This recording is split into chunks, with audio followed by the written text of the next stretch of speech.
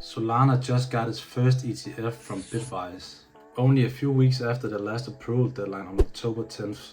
But here's the crazy part.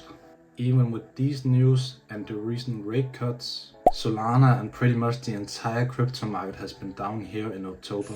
This is the first time we have seen this in a post-halving year. So in today's video I want to go through what is going on with Solana right now, what all these things mean going forward, and how I'm personally positioning myself. So let's jump straight into it. First off, the big one. Bitwise officially launched the first ever ETF for Solana recently. It's unique because it includes staking, with an average of 7%, which is kinda expected for Solana when staking it. Now that sounds huge, and it is, but just not in the short term. On the day it launched, Solana actually closed with a red daily candle, and the inflows haven't been very impressive either so far. There hasn't even been a single day with $1 million in inflows at the time of recording this video, but honestly, these things doesn't really surprise me. If you look back when Bitcoin and Ethereum got their ETF, they didn't pump either straight away. It usually takes time for institutional capital to build up. And right now, the overall market sentiment is kinda cold or in the fear zone. Still, this ETF is still massive news in the more longer term. It gives institutional investors a clear way to get Solana with staking rewards. And that's something most of us didn't think was gonna happen this soon, especially since the original deadline was on October 10th and we didn't get any announcement there. And then Bitwise launched theirs on October 27th, which was something I was not expecting. So the short-term reaction might have been really weak to this ETF, but in the more long-term, this is a really good thing for Solana. Now let's switch over and talk about the macro side, the Fed. We recently got a rate cut from the last FOMC meeting, which was expected, so no big surprise there. But what was interesting is Jerome Powell's tone. He wasn't too excited about doing another rate cut in December. Before this meeting, the market had priced in a 98% chance of this rate cut happening in December. And now that has dropped to 73% at the time of recording this video. They also announced that quantitative tightening would end on December 1st. So basically we got rate cuts, QT ending, and a brand new Solana ETF, all happening what should have been the euphoric phase of the cycle here in Q4. And yet the market is still struggling. That just goes to show how much macro still matters for the sentiment right now. Even bullish catalysts like we have seen in other cycles aren't pumping this time. So what does all these news mean for Solana specifically? Well, compared to most altcoins, Solana has actually been holding up pretty well despite being down still. It stayed above the Emoji cloud on the daily chart, which is acting as strong support.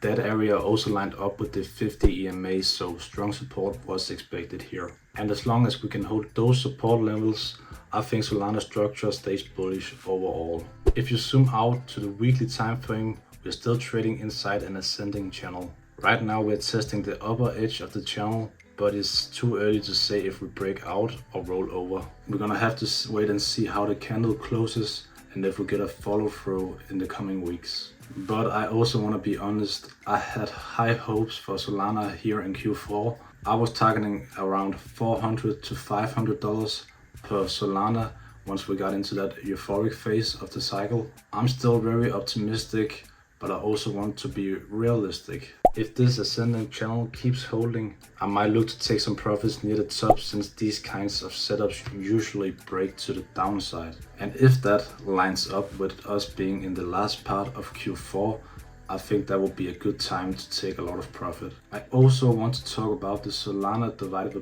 Bitcoin chart, which is also looking solid overall. It is currently retesting the bull market support band and holding up really well compared to, again, the other altcoins. While a lot of the other altcoins have been bleeding out hard compared to Solana, which has actually been holding up pretty well so far, which says a lot about how strong the fundamentals are. We also gotta keep in mind that we have been dropping for a while now, so we are starting to see a lot of liquidity build up to the upside. That means if we start to rally again, we have a lot of fuel to gain that rally and go even higher. On the flip side, there is not a lot of liquidity below us, which could help Solana find a bottom, but only if Bitcoin corroborates. And speaking of Bitcoin, I also want to talk about that for a second. Because if you have been seeing some of my other videos, you know that I'm keeping a close watch on the bull market support band and the 50 EMA. And right now we are starting to test these levels.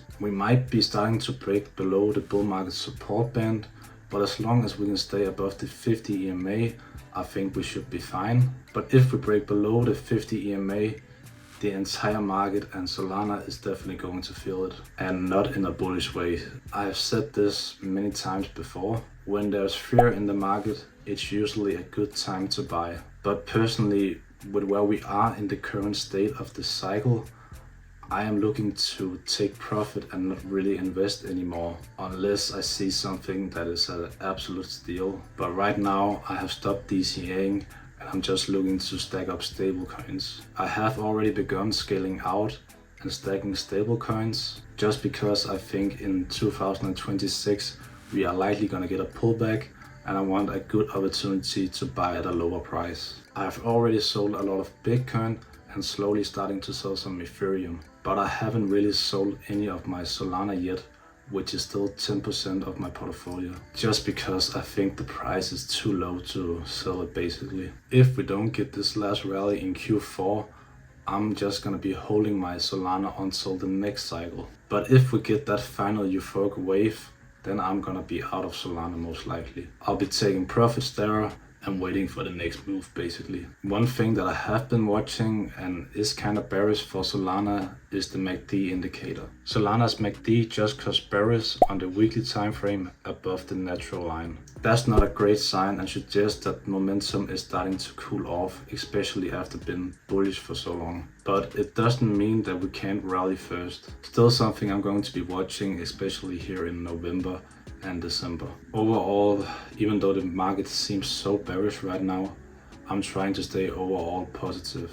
I still think there's hope to get one last euphoric wave here in Q4, which I think is something a lot of people have been waiting for, including myself. And if that happens, then we are likely going to see a bear market in 2026, when we will have a chance to buy back in at lower prices, hopefully. But again, this is just my opinion, and I'm gonna go ahead and wrap this video up here. If you enjoyed this video, remember to like and subscribe. It really helps me a lot. And comment down below what I can do better and what you think is going to happen for Solana going forward. And remember, stay disciplined, keep learning, and let patience compound your gains. The market always rewards those who are patient and not those who give up. Thanks for watching this video. I'll see you in the next one. Peace.